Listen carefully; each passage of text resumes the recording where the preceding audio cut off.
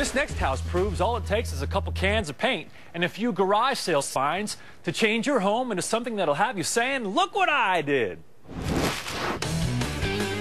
Hi, my name is Christine Claringbold and I live in Portland, Oregon. You'd be surprised what you can do with a little paint, some old LPs, and a lot of imagination. Come look what I did in my psychedelic bedroom.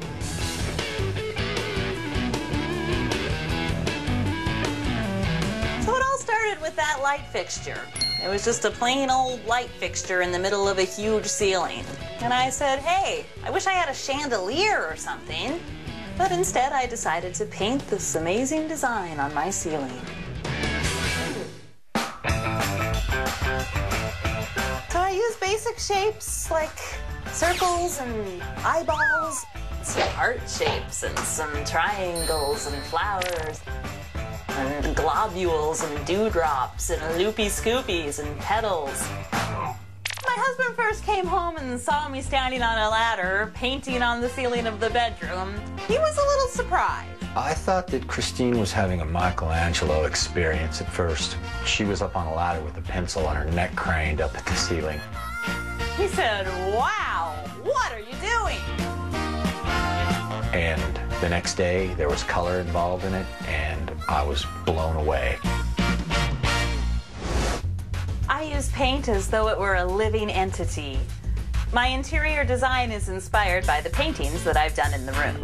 I've added some extra dimension by hanging up a lot of my painted mandala records. A mandala is basically a circular design with a pattern that radiates out from the central point.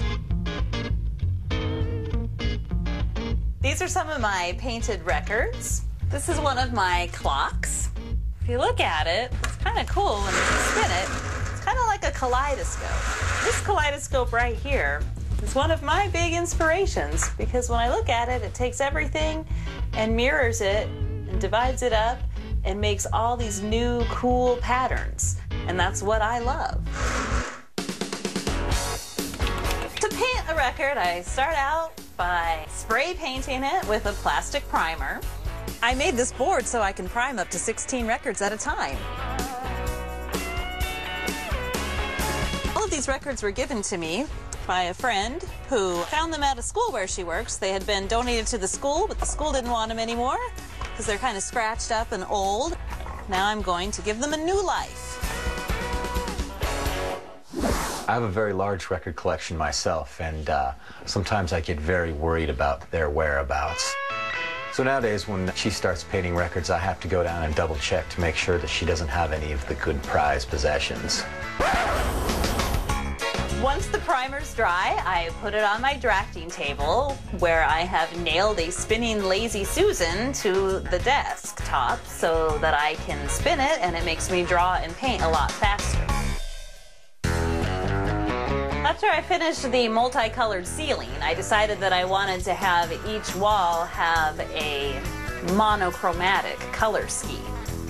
With just the supplies that I used, paints, brushes, the glow-in-the-dark medium, I'd say it was under $200 to do that whole room. I think it's a completely amazing job Christine has done with the supplies that we had on hand already and the few things that she needed to buy. I think it's really groovy.